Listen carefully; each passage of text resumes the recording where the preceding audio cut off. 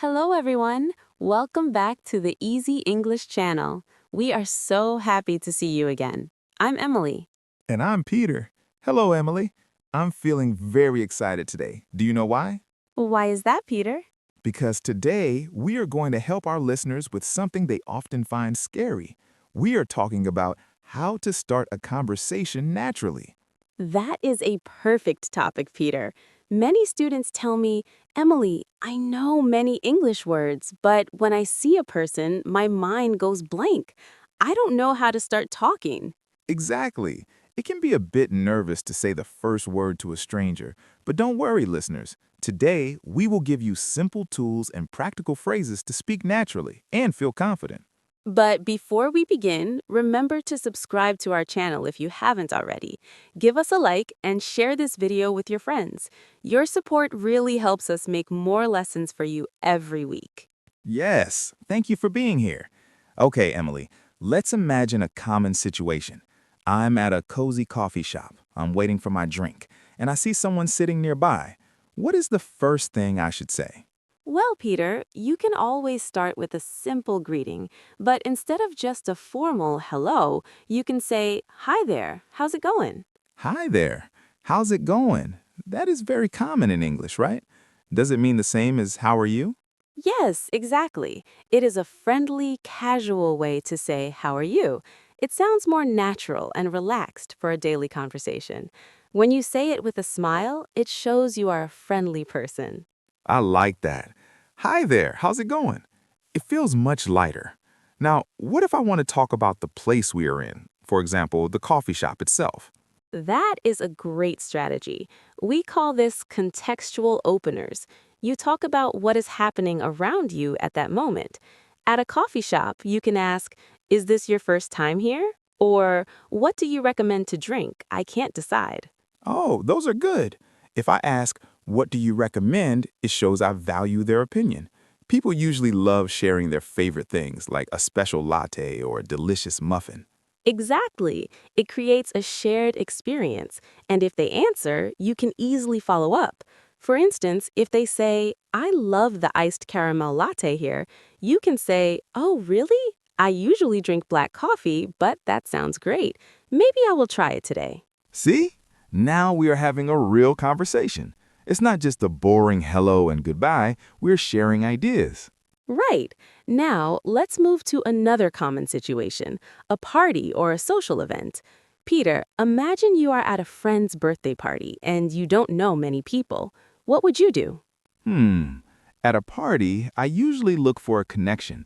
I might approach someone and ask, so how do you know the host? Are you a friend from work or school? That is a classic question. It is very easy to answer because it's a simple fact. They might say, "Oh, we work together in the same office," or "We went to university together years ago." Then I can ask more. I can say, oh, that's cool. What kind of work do you do there? Or what did you study back then? Perfect. You are using follow-up questions. This is the secret to a long, successful conversation. Don't just listen and stay silent. Ask another small question based on what they just told you. Let's practice that right now. Emily, what do you usually do in your free time when you want to relax? I love going to the park near my house to read books. It's very peaceful there. Oh, what kind of books do you like to read? Do you prefer fiction or nonfiction? I really like mystery stories and detective novels. I love trying to find the killer before the end of the book. That's interesting. Who is your favorite author? Have you read anything good lately? Listeners, did you hear that? Peter asked 3 great follow-up questions in a row. 1, 2, 3. That kept me talking and sharing more details about my hobby. It's like a game of catch, right? I throw the ball to you by asking a question, you catch it by answering, and then you throw it back to me. That's a perfect way to think about it. If no one throws the ball, the game stops. Now, let's talk about the weather. Some people think talking about the weather is boring, but it is actually a very safe and polite way to start a conversation with a complete stranger. You're right.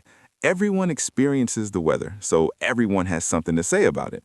You can say, it's a beautiful day, isn't it? Or, I really hope it stops raining soon. I don't have an umbrella. Yes, and pay attention to that little phrase at the end. When you add isn't it or don't you, it invites the other person to agree with you. We call these tag questions. It's quite cold today, isn't it? Yes, it is. I definitely forgot to wear my heavy jacket this morning. Now we're talking about our morning routines or our clothes. Peter, I also hear people use the phrase by the way very often. How does that help in a conversation? By the way is a fantastic transition phrase. We use it to change the topic slightly or to add a new piece of information that just popped into our heads. For example, if we're talking about coffee, I can say, by the way, did you see that new bakery across the street? I heard their croissants are amazing. That is very useful. It makes the change of topic feel smooth and natural. It doesn't feel like a random jump.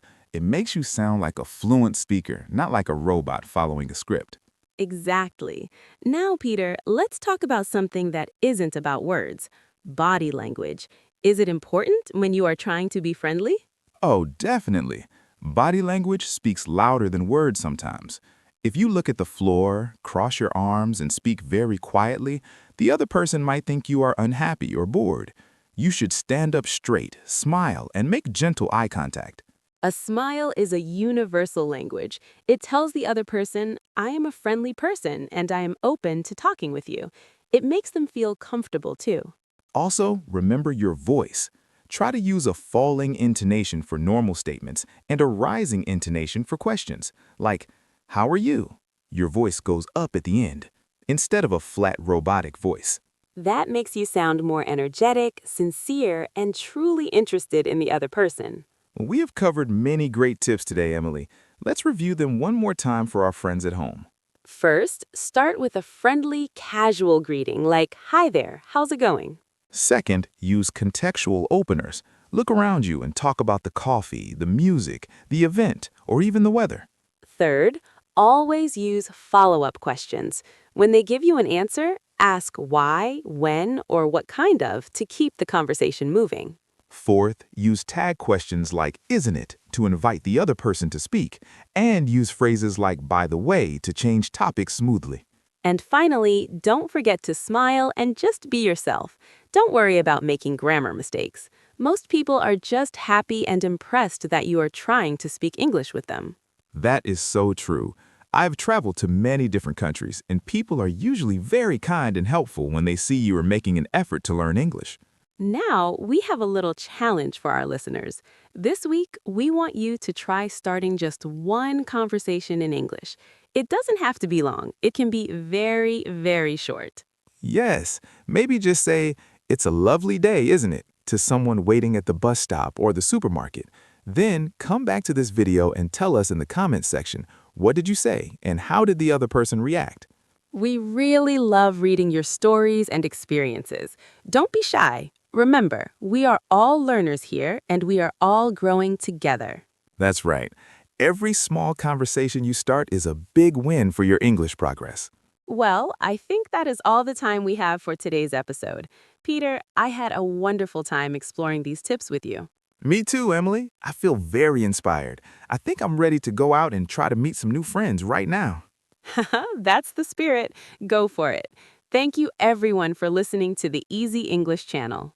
Stay positive, keep practicing every day, and we will see you in the next video. Goodbye. Bye-bye. See you next time.